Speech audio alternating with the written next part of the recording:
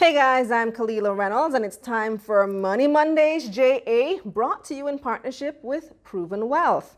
The end of another year is upon us. In fact, it's the end of an entire decade. Wow, what a decade it's been. And what better way to start off the new year and the new decade than with another IPO.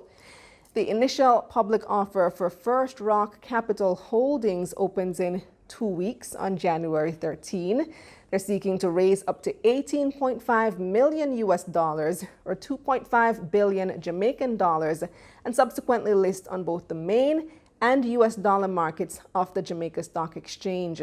They're selling 51 million US dollar Class A ordinary shares, 16 million are for the public at 12 cents US per share, 14 million are for key strategic partners, also at 12 cents US, and 20 million are for First Rock affiliates who get a discount at 10.8 cents US. Then there are the Class B shares. These are denominated in Jamaican dollars. They're selling 55 million Class B shares. 38 million are earmarked for the public at what they say is the Jamaican dollar equivalent of the same 12 cents US per share, and they've defined the exchange rate as the rate as of October 28th. That's $138.67 Jamaican to 1 US.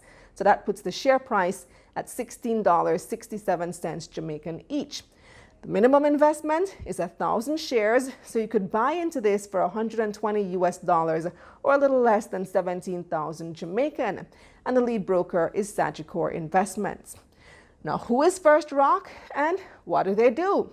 First Rock Capital Holdings describes itself as an investment holding company with a core focus on real estate and private equity investments. They're registered in St. Lucia for tax purposes, where they only pay 1% corporate income tax. They were founded by investment banker Ryan Reed and medical doctor and entrepreneur Michael Banbury. In the letter to prospective investors, they say they saw a need for an entity that's squarely focused on real assets. Now, real assets are things that have an intrinsic value like gold, oil, land, property, things that you can actually feel and touch. But this company's specific focus is on real estate, which is of course attractive because it's something you can feel and touch. Virtually everyone aspires to own a home, and for most of us, that home will be the most expensive asset we'll ever own.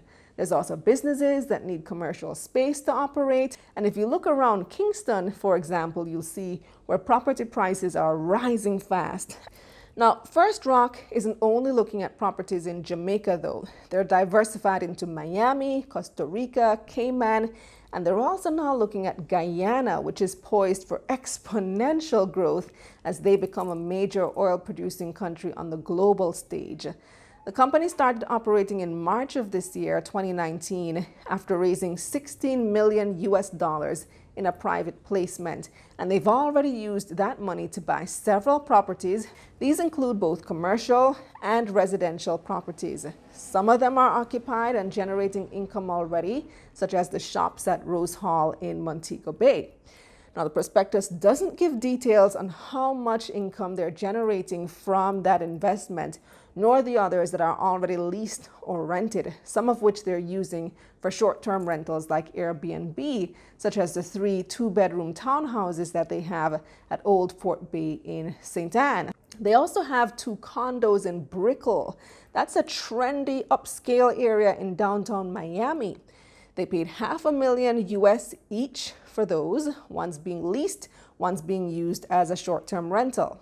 Now let's talk about those Brickell condos a bit, because I saw an analysis from Victoria Mutual indicating that the Miami property market is experiencing a downturn and that the market for condominiums there in particular is oversaturated and driving down values. And this prompted me to do a little more research, and I came across this article from the Miami Herald, which lists Brickell as the hottest area in town for renters in 2019, but also the most overvalued.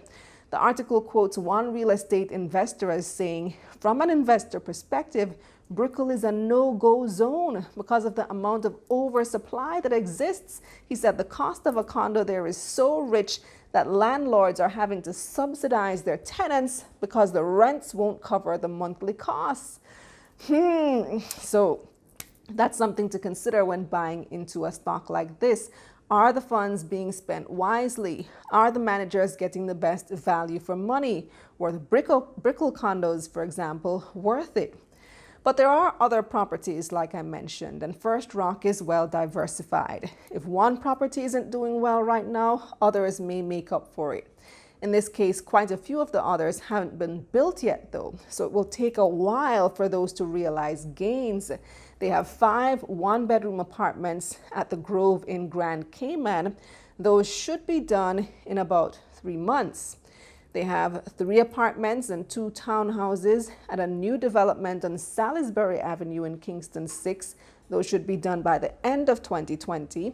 They have a commercial property on Seaview Avenue, Kingston 6. Ground hasn't even been broken for that development yet. There's currently actually a residential property there. And of course, there are significant opportunities with all these developments, but there are also significant risks. There could end up being construction delays and cost overruns. There's also the risk that the developer is unable to complete them at all. And then once they're finished, can the units be sold or rented for the price that First Rock now anticipates? A lot of people are saying that the market, especially for luxury apartments in Kingston, is already oversaturated. What will that situation be like in another year when these units are ready? But it all depends on who you listen to and what you believe. Other people may tell you that there's still much room for growth. I'm no real estate expert. I can't give you an opinion on that. But there's a full list in the prospectus of all the properties that they have so far. You can check them out and see what you think for yourself. Now, unfortunately, the prospectus does not have a list of the properties that they plan to invest in using the proceeds of the IPO. And I suppose this is understandable because the deals aren't finalized. Publicizing them may attract competition. But you can look at their track record, at what they've already bought, to see what types of properties they'll likely be going after. According to the prospectus, they want to do 45% in Jamaica, 30% in the US, and 25% in the wider Caribbean. And they'll be targeting mostly income-producing commercial properties, so they'll be generating rental income. They'll also be developing some properties as well as holding some for capital gains. That means that they'll be holding for a few years and then selling at a later date when the price goes up. By the way, their dividend policy is to distribute at least 50% of their profits to shareholders in the form of cash money to be paid quarterly. Now, whether all of these plans are ultimately successful and profitable will depend a lot on the team behind this company. The board is chaired by Dr. David Lowe. The famed York Page Seaton is also on the board. He's the YP in YP Seaton and Associates, a large construction and engineering company you may have heard of. They also have legal, they have IT and banking represented on the board, and you can read the full profiles of the directors in the prospectus. And then they have the management company, which has a separate board led by co-founder Dr. Michael Banbury. Again, you can read their bios in the prospectus. Also, I have an interview coming up with First Rock co-founder Ryan Reed. That will be on the next episode of Taking Stock on January 6th. And I'll put to him some of the issues that I rose here on Money Mondays JA. If you have questions for Ryan too, drop them below in the comments section. Oh, remember guys, I'm not a licensed financial advisor, so I can't and won't tell you whether you should buy this particular stock. That decision is completely up to you in consultation with your licensed financial advisor. Once you open up an investment account at any firm, they're going to advise you, they're going to assign you a financial advisor, and you can discuss it with that person. That's it for this episode of Money Mondays JA, brought to you in partnership with Proven Wealth. I'm Kalilah Reynolds. Follow me on Instagram at Kalilah Ray and subscribe to my YouTube channel, youtube.com/Kalilah Ray. Happy New Year!